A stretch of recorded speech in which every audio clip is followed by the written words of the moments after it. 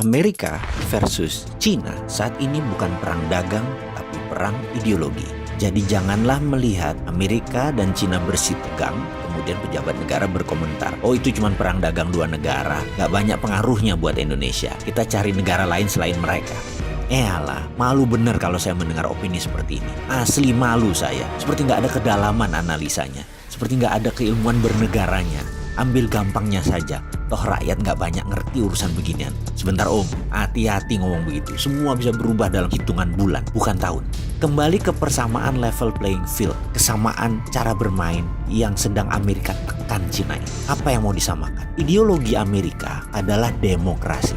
Ideologi Cina adalah komunisme. Amerika adalah swasta murni atau disebut market driven. Cina adalah government driven cara mengelola ekonominya. Amerika adalah kapitalisme. China adalah state capitalism. Ini level playing field beda banget. Amerika ingin menerapkan demokrasi sebagai landasan berdagang dan menggunakan alat penekan tarif masuk tinggi. Saat ini terlebih dahulu terhadap Cina. Amerika sangat anti dengan state capitalism karena untuk menegakkan state capitalism harus menggunakan state authoritarian atau menggunakan kekuatan pemerintah represif tangan besi, menekan pasar, menggunakan kekuatan negara seakan menjadi fasis sehingga pasar bebas seakan tidak ada. Itulah kapitalisme melihat state kapitalisme, melihat negara berbisnis berbasis BUMN, gaya heavy on government dan less to private atau semuanya pemerintah dan kurangnya peran swasta adalah ideologi yang harus diterapkan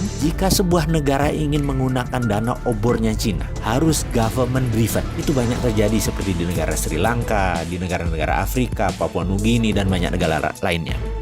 Framework demokrasi ekonomi dan state-driven ekonomi itu dua ideologi berbeda yang menjadi titik awal perang dagang. Ini perang baru dan senjatanya bukan bedil, tapi saat ini diawali dengan perang tarif dan perang dagang. Lalu bagaimana melihat perang ini bagi Indonesia dan bagaimana solusinya? Biar gampang, kita mau melihat negara mana yang melakukan state capitalism, yaitu jika mau masuk sebuah negara mereka minta government guarantee. Negara mana yang menggunakan swasta pada saat deal B2B, tapi senatornya, presidennya ikut menekan sebuah negara, ya. Itu kita harus mencurigai apa negara tersebut. Jadi Indonesia sekali lagi, ke depan bagaimana? Kalau saya secara pribadi, saya anti pasar bebas kapitalisme. Semua sahabat saya tahu bahwa saya anti state capitalism. Jadi saya anti Amerika, saya anti Cina, saya anti IMF, dan saya anti obor. Lalu ideologi bisnis saya apa?